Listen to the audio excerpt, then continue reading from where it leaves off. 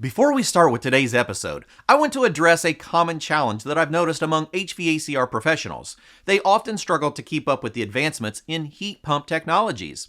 That's why here at the Esco Group, along with the HVACR Learning Network, we have an amazing library of courses to equip you with the essential skills for handling today's inverter-driven heat pumps. And better yet, we're offering free access to the first 2 chapters of our most popular course on the fundamentals of high-performance heat pumps. Check out the link in the show notes to get your free access. Majority of America live in about 24, 26 states. Those states are the ones who can see the difference. They're the ones that want, we got to do something. And it's significant. It's significant because we don't have gardens anymore. We all depend on refrigeration, not just air conditioning. We all depend on our freezer to feed us. We don't do canning anymore. We don't stock up in a cool cellar for the winter and our potatoes and stuff. We don't have those kind of things anymore. So America, the way we're set up, we got to have refrigeration. We got to have scientific refrigeration with our medicines and our foods and our electronics now. And of course, air conditioning heat's always going to be.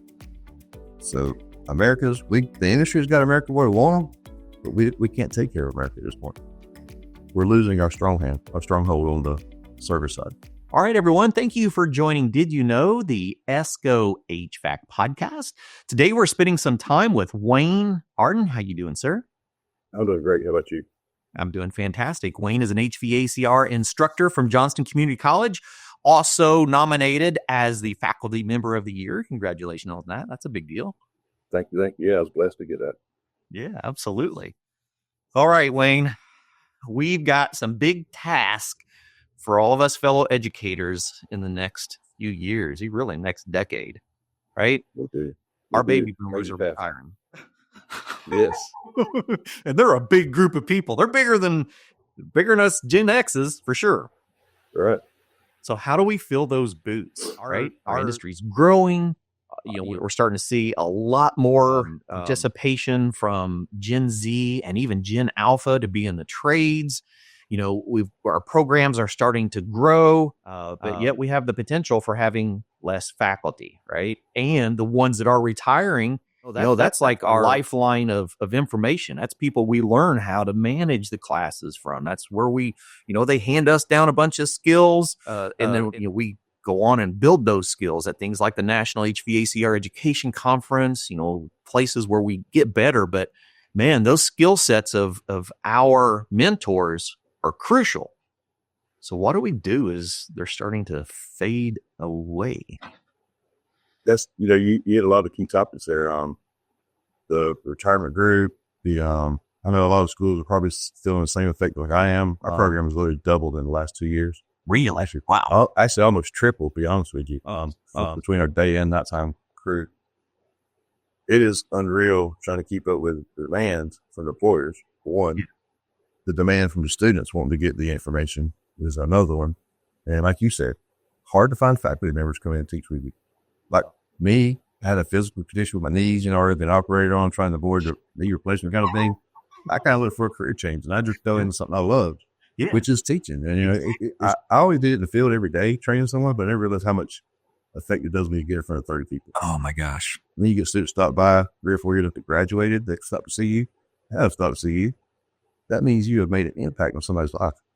Wow. You've changed someone's life. You changed their family's life.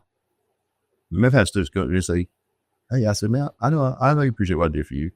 They say, Mr. Hardin, you don't understand. You didn't just change my life. You changed my whole family's life. That's pretty astounding when they sit there and look at you real serious. They just want to hug you. It's like, I really did something. So, you can't take that to food line and spend at a grocery store chain, but it's a really good feeling. You're making a difference in the world, and you're helping people get a career and they can live independently. I have to depend on someone else to say, hey, you get $5 this week. Yeah. You get $3 this week. Right.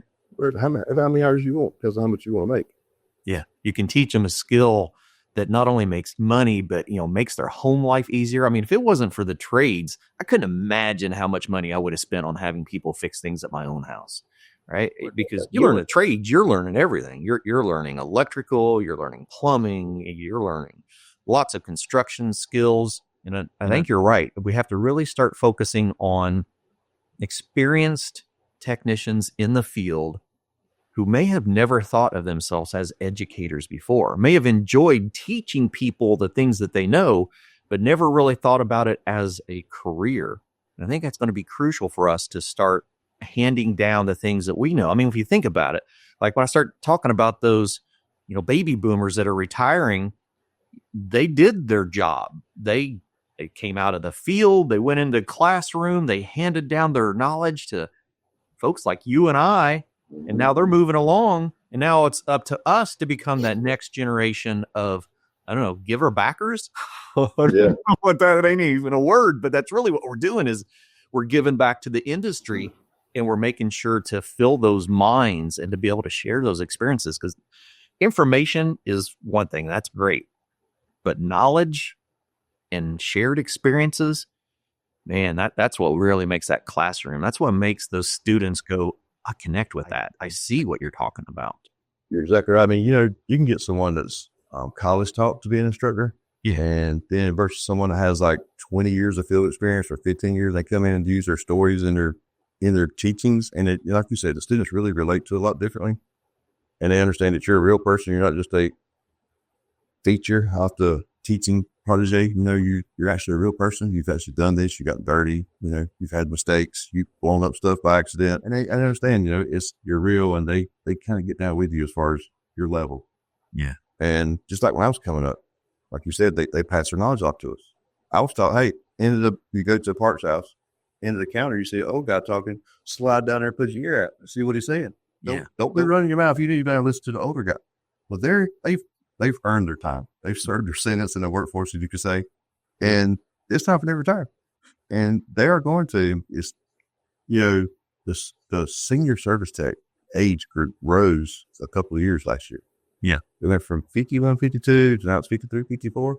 Wow.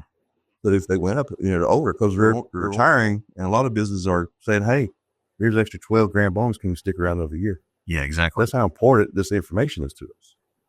Man, just like I'm happy to be lucky and live near Brady Services. It used to be called Brady Train back in the day. Yep. They're one of the big commercial train dealers on the East Coast. So they have a conference every year for our state of all the HVAC instructors. They sponsor everything. So we come together, bounce ideas off each other, share Esco stuff, NC3 stuff, whatever accreditations or certifications you're using, and also changes that are coming to the industry. Mm. So a couple of years ago, I've been doing this 4 or 5 years, and I think it's 2 or 3 years ago, Grady had this statistic for us.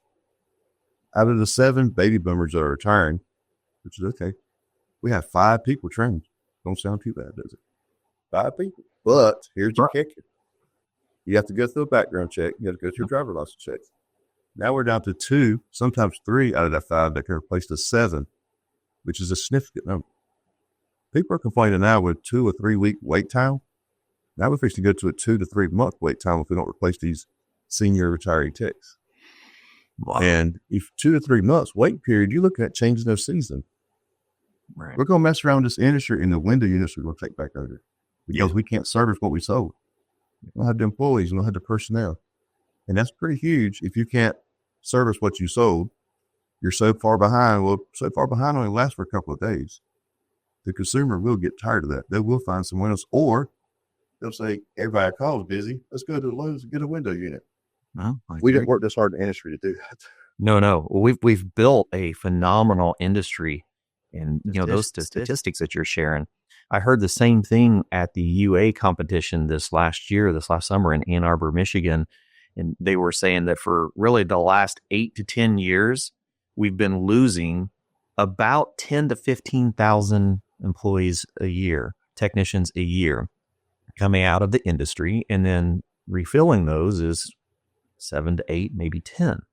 Right. So when we look at that, we're starting to lose technicians to retirement. But from the education perspective, boy, that number starts growing exponentially because every educator has that opportunity to impact so many young minds at one time. So how many students do you have coming through your program now a year compared to what it was, say, 5 years ago? Let's see. Last year we had 35, 37 new students. And then, say, previous to that, 2 years, it'd be, if we could fill a seat of 12, we're doing good. Yeah. Which they're at a full class. We're good. And then by the time they get to the degree side, they had the option with our school to get a diploma, get a couple local certificates from the school, and they can also pursue their degree and transfer to BA if they want to, Bachelor's of Administration. Very cool. Bachelor of Science. Yeah. A lot of them will just come in and get their diploma because they're ready to work, make money, and go out and come back. So it's not always a full 2-year ride when they come in. But like this year, we have 14 to 16, I think, is tallied to graduate with a degree this spring, which will be our biggest graduating degree class. Mm-hmm. We've had 15, 20 diplomas, but we never had 15 plus degree students. Actual degrees. Yeah. So you've at least doubled, almost tripled. Have you doubled to tripled the amount of instructors that you have? We did hire another instructor in August. We did find some justification where they could hire another instructor for us. Okay. So it's showing that, not only are we needing to fill the amount of instructors that we had 5 years ago, we need more than that, right? And then good luck finding that one. Exactly. Because the industry, if you're a really good senior tech, as good as I do, they're making some decent money. You'll bet. I mean, they're not hurt for a dollar. I mean, they're working a bus. They earn every dime they got, but they're really pretty good as far as pay rate. Yeah. They've also been through the life tribulations, so they know how to save a dollar now instead of when we were in our 20s. So it's kind of hard to find someone like that, especially that has the knowledge. Yeah. Because of the competitive salaries. So what I have to sell as me trying to recruit someone, I have to sell the summers off, the spring break, the fall break, the long holiday at Christmas. You have to sell the school and the benefits more than that. And you also have to sell the relaxation of it, Mm-hmm. Then, hey man, you're not in the attic, you're not in the crawl space, you're not on top of an extension ladder, you're on a rooftop, we're in air conditioning, look how I dress, kind of sell the job more or less. And then once they get in, most instructors, all the way down to flight engineering, others, they finally, oh man, I kind of like this. I'm glad you invited it. Yeah, I was the same way. So, we all were used to field training. We're also, hey, you're going to ride with so-and-so for 4 months. You're going to ride with so-and-so for 3 months. We're all used to training in the field. We didn't know it was teaching. We used to have a whiteboard behind us. When I get in front of my whiteboard, now I'm just as comfortable as I can be. I know I'm where I should be at. And I hope a lot of instructors come across that same feeling. Because that really makes a difference in what we deliver if you have that passion for it, rather than just filling a spot with a seat behind the desk. If you have that passion, you deliver it to it, and the students can feel it. They know if you're just reading a PowerPoint or if you're actually delivering information. And it makes an impact. I'll give you one quick thing before you chime in. Yeah. Go back to the school part of the students. I don't just teach electricity. I don't just teach L1 and Commer. I don't just teach recover and reclaim. Before they leave out on my class, starting on Wednesday, Thursday, and Fridays. On the way out, hey, y'all make good choices. Y'all be safe out there. Back off the gas pedal. Let someone else drive. Those kind of things get their real jobs. Because background check and driver license, always if you want to. But commercial insurance is different. There's no allowances in there, and it's so expensive. Yeah, you brought up a good point about, we're really preparing our students for a career, but we're also preparing them for a life in the industry and what's required of us. And those things many times aren't always looked at as highest priorities by our youngest of students, especially as they're getting out there and exploring life. They're now starting to get into their early 20s. They're experiencing freedom. The opportunities for making bad choices are greatly elevated that I remember from that time frame. And so they do have that opportunity, but yet we have that opportunity to help make their choices a little bit brighter and help them understand what those good choices are. So as a school, especially if I'm looking for new instructors, I encourage our technicians that are enjoying those conversations as you have those young techs, because I can guarantee this is resonating with some players right now. Driving down the road, they've got their apprentice with them in the seat, and they've already been having these discussions. You better be doing the right things. You better be straightening your life up a little bit. You got a great career. All these things we're talking about that we enjoy doing in the classroom. There are already these technicians out there that are hearing this going, yeah, I'm already doing that. And so now could be the time to start thinking about what's those next steps in life. Do you want to be in the attic the rest of your life? Do you want to be in the crawl space the rest of your life? You want to be hauling everything up and down ladders the rest of your life? Or are you ready to start handing that knowledge over to the next generation that has better knees and better backs and are built a little bit better for this? Because I know as I started getting into my 40s is when this, period of my life started developing of looking at what's that, next step. I was fortunate to have a recruiter reach out to me and go, I think you're a teacher and you don't know it. Let me tell you why.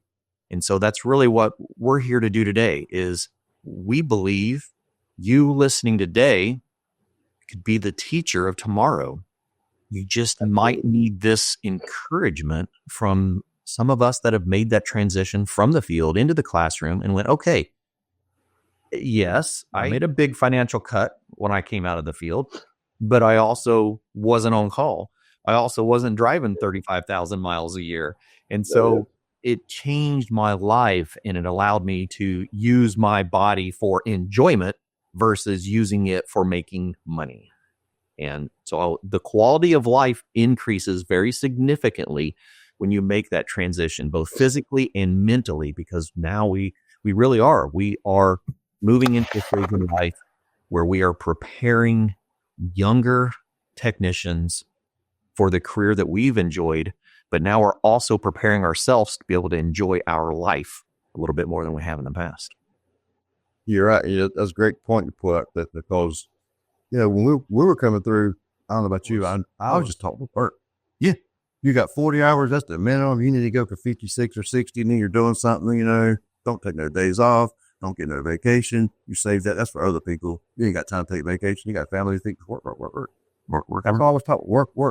That's it. Which is kind of embarrassing because now people come up to me and say, hey, how you doing? What do you do for fun? I'm like, work.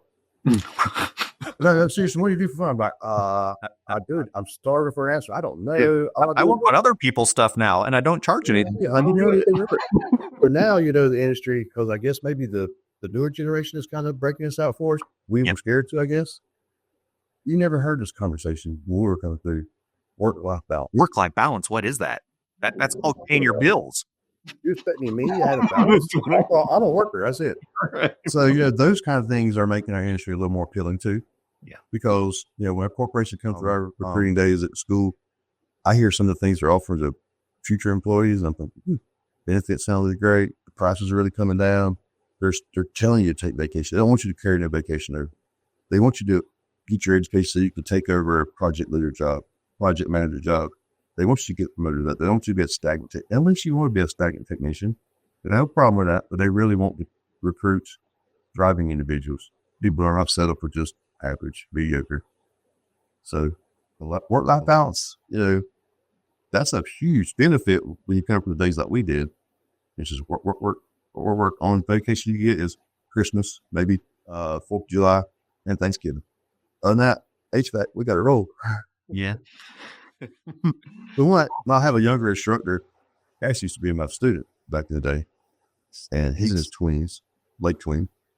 And he says, Wayne, everybody around your age, my dad's age and up, all y'all know is chop, chop, chop, roll, roll, roll, work. He says, the whole generation is like that. That's all y'all know. That's what we're brought up to. It is. We followed the working force that really built America, and now we're just trying to do the best we can to keep it running. They're workhorses. They're trying to turn us into it. And they did a pretty good job. Yeah. But we didn't find anybody to replace our mentors that was to us. And that's where we got to, it's a big moment now. Yeah, no, for sure. You mentioned that stat earlier. Going over to 10 to 15,000 jobs for 8 years, we're pushing 100,000 jobs we've lost to the industry. That's exactly right. And that's a lot when you spread it out through the states. I mean, you got your heavily populated states, they feel it the worst. But your other states not heavily populated, they feel it not quite as bad. But when you got majority of America living in 24, 26 states, those states are the ones who can see the difference. They're the ones that want, we got to do something. And it's significant. It's because we don't have gardens anymore. We all depend on refrigeration, not just air conditioning. We all depend on our freezer to feed us. We don't do canning anymore. We don't stock up in a cool cellar for the winter and our potatoes and stuff. We don't have those kind of things anymore. So America, the way we're set up, we got to have refrigeration. We got to have scientific refrigeration with our medicines and our foods. and our electronics now. And of course, air conditioning, heat's always going to be. So the industry's got America where we want them, but we can't take care of America at this point. We're losing our stronghold on the service side. I agree. The industries, the partners, the manufacturers need to think about this too. I know some of them are really trying. There are some that stepped up. I've seen it. But you got to realize, if you make a red box that does heating and air, it's just a red box, put a name on the side of it, you can sell 1,000 of them if you want to a leak. But if nobody can service them, they're not going to put them in. People are going to stop buying them. And we don't want that to happen, because we all build up, no matter what color badge you like on the side of a machine, whether it's a Carrier, York, Marine, whatever. We all have favorite badges. But at the end of the day, if you can't service it, and all you can do is sell it, you really ain't done your consumer any good either.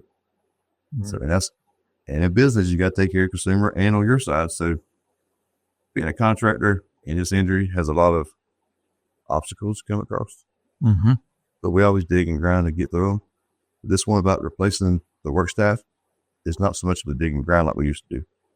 This is something we've got to really implement. We've got to plan out, and we got to get the United States on this, not just a state or two states, not just a manufacturing or two manufacturers. It's got to be a whole industry effect. And like you said, how do we do it? That's one of the reasons I came to you. Let's talk about it. Let's get the other guys out there that's smarter than you and I just listen to us. Hopefully, maybe they can feedback and say, "Hey, Clifton, I got an idea for you," and that's something we can just run and roll with. We gotta try something. Absolutely. Can't stay stagnant. And that's it. We cannot stay stagnant. We need to start looking at ways we can give back to the industry. Even if I am a senior technician and I'm not ready to commit to a full-time job in teaching, there are many educational institutes that are looking for adjunct instructors, part-time instructors, doing classes, filling in these voids, passing down that knowledge. So I highly encourage you, if you're not ready to make that big step, that full-time adjustment, put your toes in the water, see what it's like, because I'll about guarantee you, once you step into that classroom and you come home from that first night and you go, wow, that was interesting. And then that first student comes back to you and says, what you said and what you did has changed my life. You will be hooked. There is no doubt about it. So absolutely. I encourage you to reach out to your local programs, reach out to your community colleges, learn about what they need and ways that you can help. So Wayne, what are some ways that our audience can connect with Johnston Community College to learn more about the program and potentially have some conversations about training and education? Well, of course, the community college has a webpage. And on our homepage, if you can go in there and go to programs, yep, then we have like a construction technology tile. You just click on that tile and it takes you to our HVAC program, and you can see on our webpage when we have degree options, your diploma options, your local certificates for your college options. And it's all laid out in the semesters. And it's designed for you to come in and go out in 4 semesters. We don't do a summer schedule, because we do encourage all of our HVAC students to get a part-time job, especially after their first year, because when they get their first part-time job, that's when the theory starts clicking to them. And if you get them to come back to you on the second year, you really got a different student than you had the first year. It's like, all right. It really makes a big difference on that side. Yeah. But as far as us, you can always look on the website. We have some things on there. Like I said, we have Snyder Electric, one of our sponsors for our building automation side. That's a huge support deal too. And they can always, my phone number's up there. You can always call me or my director, my boss, above me. Maxie Kirby is always good to talk to. And of course, any instructors, you can find a phone number from HVAC. We're all open-minded, and we're always looking to share. All my crew that I work with is really great as far as sharing knowledge, reaching out to students. If you just call, leave us a message, we'll return your phone call.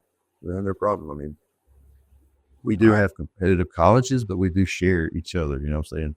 So you just reach out on the website. We're always there, and just leave us a message, and we'll be glad to get back with you. And that web address is johnstoncc.edu. Encourage you to check them out, learn a little bit more, and come visit us at the National HVAC Education Conference. If you want to see what it's like to make that transition from the field to education and talk to instructors, that's where we'll be. So we look forward to seeing you. Can't wait to hang out there. And we appreciate you joining us today, Wayne. Yes, sir. I enjoyed it too. Thank you for having me on today. You're very welcome.